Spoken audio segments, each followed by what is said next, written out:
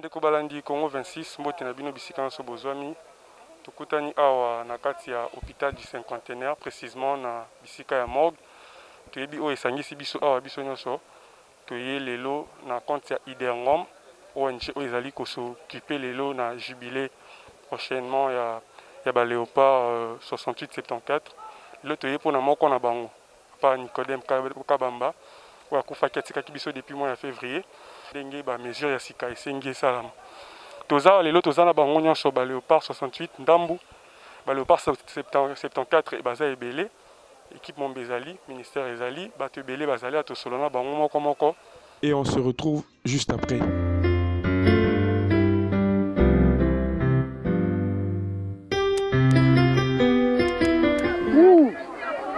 Non, je l'ai connu comme joueur et je l'ai connu aussi comme entraîneur de l'équipe nationale. Il y a tellement qu'il n'y a pas moyen d'énumérer tout ça. Mais mes souvenirs, il y a bien exécuté. Le surnom de géomètre lui convient très bien parce que je ne l'ai jamais vu commettre de faute sur le terrain. Et la patrie lui doit une grande reconnaissance pour tout ce qu'il a fait. Et grand Léopard, grand capitaine, moment de gloire, c'est avec les Kabamba que le Congo s'est fait aussi connaître.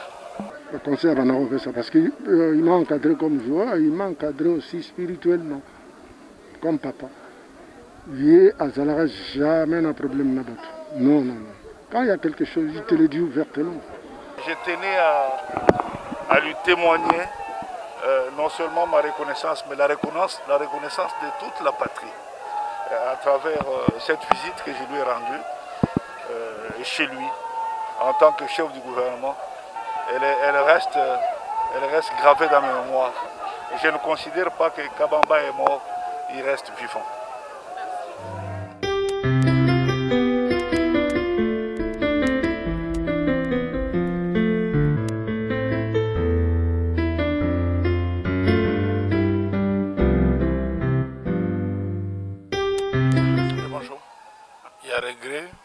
Regret pour la séparation parce que na romo na raye les sociétés mais nzambe ne mutapesa ka nzambe ne mutazwaka tuzongisika ka merci pa nzambe pe to pesi papa merci na onyo sa yebaki na kosala surtout Idergon nzamba bakisela bino ebele bola kisi bolingo tina suka na mama ya oyo tozo linga ko tombola nzoto ya papa. Je crois que tozongisika ka botondi na nyonso bozali kosala.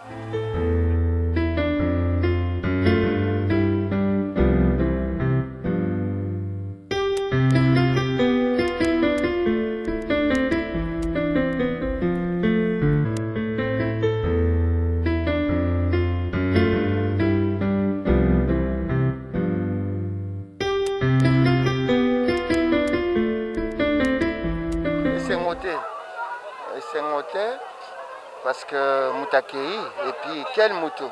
Ça c'est un champion d'abord, un champion sur le terrain, un champion en dehors du terrain, un exemple dans le fair play. Donc, il a été joueur plus entraîneur, je crois que c'est le seul qui a gagné en tant que joueur et entraîneur pour être là dans ces ultimes moments, donc on n'oubliera pas et puis on va essayer de suivre le chemin qu'il nous a tracé. Mon souvenir car parmi bazonga papa na biso bonga vie mukuna bangonyo soana donc bakendeke puis bazongi ezape bangonyo banda entre guillemets osmose wana ya binationaux on peut dire à peu près même ceux bazaki bake kotanga ba classe bake robeta kuna mais bazonga lisusu pona robeta pona mboka donc c'est exactement ça, c'est bazaki déjà na kati ya modernité. Donc c'est pour vous dire que c'est quelqu'un qui a fait tout un parcours, qui a fait son histoire, qui a marqué son histoire, qui a soulevé la première Coupe d'Afrique des Nations pour ce pays. Nous étions encore jeunes, mais nous l'avions vu, nous avions applaudi le long de la route leur passage. Et qui jouait dans des rings avec le Mouawa, les Kassongo, tout ça là. Nous aurons toujours gardé une bonne mémoire de la personne, qui était très pacifique, très humble. Et quelqu'un avec qui on pouvait discuter et parler. Il était très compréhensif, il savait arrondir les angles. Bref, c'est une sagesse qui est partie et je crois qu'il appartient à la génération après lui de pouvoir s'inspirer de ce qu'il a été, sa modestie, son humilité. Voilà. Tous les anciens, que ce soit leur promotion et ceux de 74, nous de la fédération, avec nos maigres moyens, nous le faisons. Chaque mois, ils ont un viatique que nous leur donnons. Mais il se pose un réel problème, je leur ai toujours dit. Vous avez des syndicats, c'est pendant que vous êtes joueur que vous devez vous préparer, vous organiser. Parce que qu'on le veuille ou pas, le football est un métier libéral. C'est un métier libéral. Au même titre que les avocats, et ainsi de suite, tout ça. Donc, c'est aux anciens joueurs et ceux d'aujourd'hui de comprendre que cela peut arriver et de commencer à s'organiser à partir de maintenant. Il y a des systèmes d'assurance. Je ne sais pas si dans notre pays ces systèmes existent encore. Il y a des systèmes d'assurance, il y a des systèmes de mutualité, santé, ainsi de suite, tout ça. Donc je pense que c'est ce qu'il faudrait pour ce pays. Oui, d'abord, on a profité pour présenter ma condoléance à la famille Naye, Bana Naye, na supporter Namboka Mobimba. Avant de commencer l'équipe nationale, bango nde bazali ba modèle na biso. Ba papa na biso ba na obete la biso ba histoire na bango ba coupe du monde. Yango na biso nde tolandaki nani makolo yango. En tout cas, ça perte monene pour Namboka. Mais c'est vrai que comme on dit, hein, c'est les chemin à batu nyonso.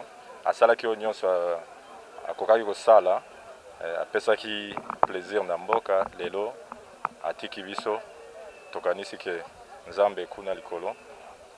Ako accueillir na maboko polele. Non, yango ndende na kalisi ba konzi na biso na niveau ya nani d'abord ya ministère, na niveau ya fédération peu. Il faut makambo na vraiment baba na rotala yango. Parce que tango tozoya par exemple na époque na biso, ba joueur siko na zolobela ba frère na nga o bazana activité. Bazo sala ba il faut rebeller, bazo sala ba sacrifice rebelle pour Namboka. Mais ceux qui ba moni par exemple boye et que décourager à ta génération parce que de toute façon ceux qui ont sozo ça la pour Namboka, ceux qui récompensent les aboyés, batu mosusu va préférer changer la nationalité, ba betela bamboka mosusu. Je pense que c'est loko important nani ba dirigeant mboka baba na rotala makambo ngo. Pour na biso par exemple, mutuloko la ye, kombo munene boya mboka. Toyoka boye, 2 mois boye, gouvernement zo sala eloko mokote. Papa na biso azo bela boye. Ba ezo pesa mawa mingi. Et pourtant c'est ça eloko moke parce que tala tango bana ko pesa plaisir eza mboka mobimba azo kende libanda azo représenter mboka na biso. En tout cas nganganisi makambo wana il faut ba dirigeant na mboka babanda ko s'impliquer mingi. Pour na biso par exemple mutuloko la ye kombo munene boya mboka toyoka boye 2 mois boye gouvernement zo sala eloko mokote papa na biso azo bela boye ba ezo pesa mawa mingi. Et pourtant c'est ça eloko moke parce que tala tango bana ko pesa plaisir eza mboka mobimba azo kende libanda azo représenter mboka na biso. En tout cas nganganisi makambo wana il faut ba dirigeant na mboka babanda ko s'impliquer mingi. Voilà, j'espère que Bozolanda est long biso, beaucoup comme on a dit to solo lina bande kondam. Les photos sur la peine ba léopard ba mon côté ba ceux qui ba bazo penser nini o bazali na mutu to kabona ba ma longo na nzela ya Congo 26 TV na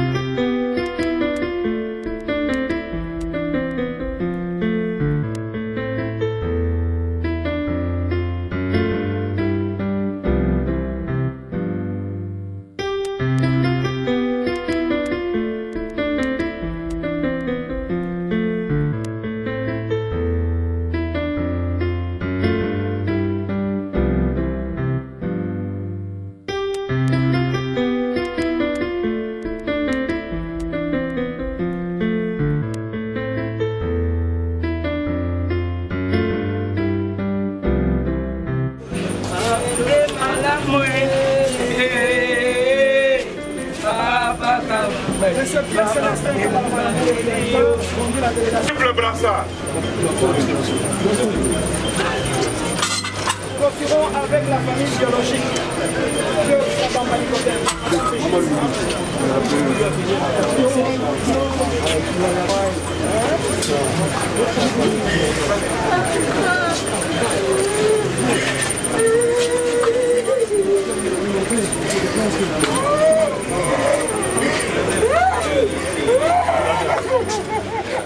Dans l'hôpital, ça fait 2 mois, mais j'étais mourant, mais nous avons 5 ans grâce.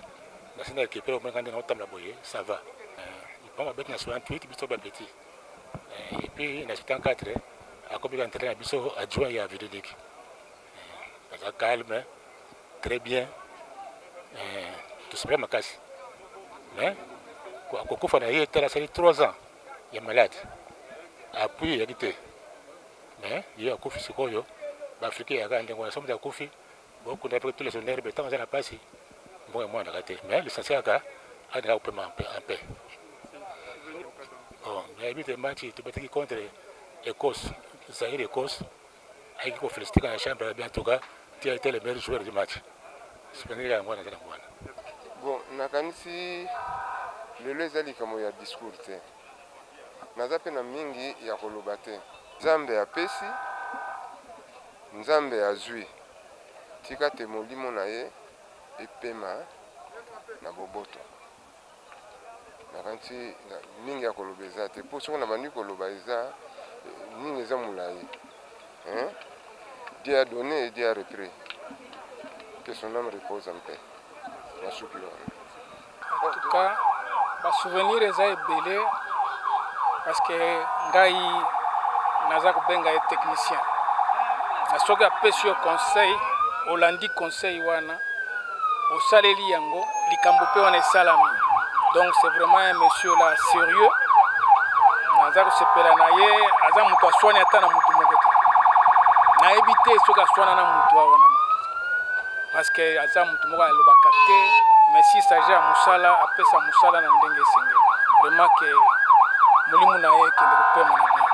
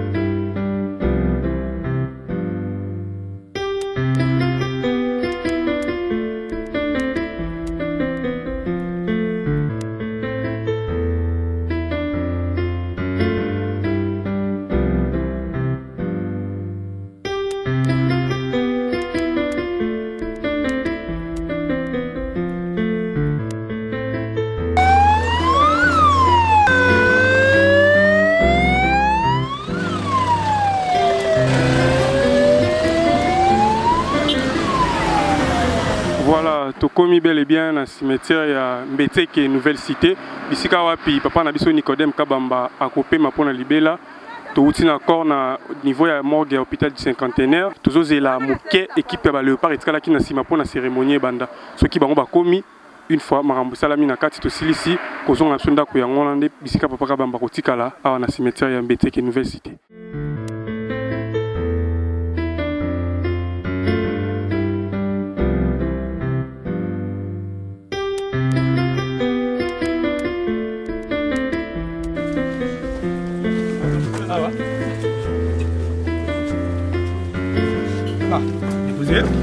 Akoli à servir nation na ye ngonge koki papa Nicodème yo atiki biso pe azokende abanzi to bimisi kora papa Nicodème lelo ezozonga na mabele place à Outaki. Il faut des églises, il s'agit de reconnaître un créateur. Amen. Voilà pourquoi tu as Père, nous te disons merci.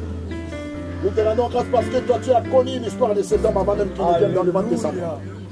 Tu as connu le premier jour de sa vie éternelle. Et c'est toi qui as connu aussi le nom de Jésus-Christ, de Nazareth. Nous recommandons le retour entre toi. Sois avec nous comme tu es arrivé avec nous. Dans le nom de Jésus, que tout se passe dans la paix. Nous prions, nous disons Amen. Amen. Merci.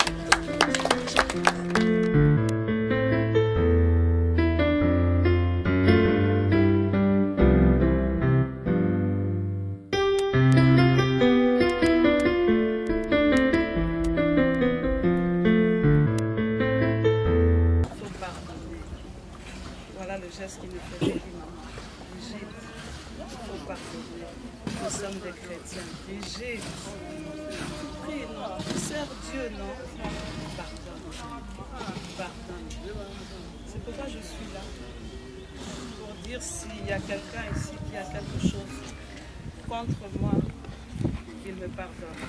Selon les recommandations que mon père a toujours faites. Ton âme repose en paix.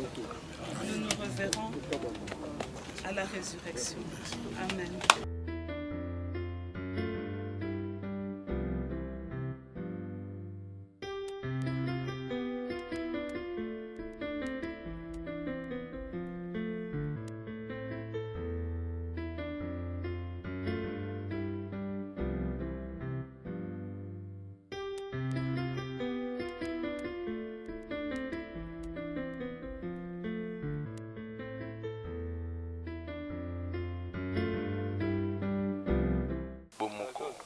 Tozali na papa Kabamba lelo ke tolinganaka leto ali vivant bino mo boyebi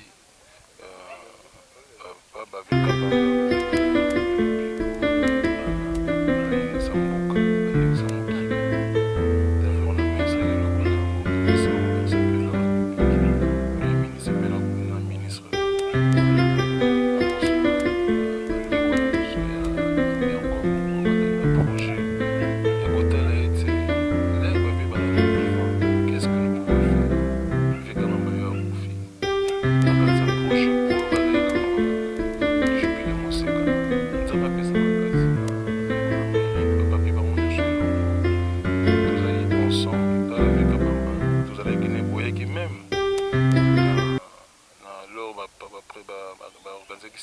anniversaire na bango ya trophée ya 68 kala veka bama Théo Tika tout ça là été avant Nzambe to souhaiter yango te abenga tout ça likambo wana o to yokanaki o pe Nzambe ndimaki tout ko honorer bango l'air bazali vivant et mon nous vivant kabama tiki kombo kabama tika kombo eza douleur mais elle est satisfaction parce que kombo ya kabamba etikel toujours na limoné et que nous repema na kimia pesi bandeko basu nyonso ba soutenir biso musika pe na pembeni bandeko surtout bandeko ya Inderngom o bazali toujours na biso na ba léopard à côté Nzambe asunga projet wana ya jubilé Moseka et salam batu nyonso ba kotala ne bakundaki ba veka bamba ne bakunda ba vekembo ne bakunda ba ndaye mais tous à la peine o bazali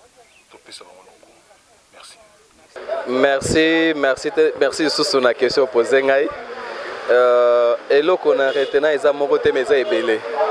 parce que papa o atiki biso lelo na bengaka ye papa parce que côté ya uta nde côté nga pe na bimela loko to sepeli mwa muke ezali mboka quand même bapesi honneur o biso to lukaki omoni malgré tant o toza nango bato baoleka directement na morgue et na cimetière mais biso quand même tozwi tant quand même opesa honneur na papa na biso oyo ancien footballeur et puis en plus entraîneur.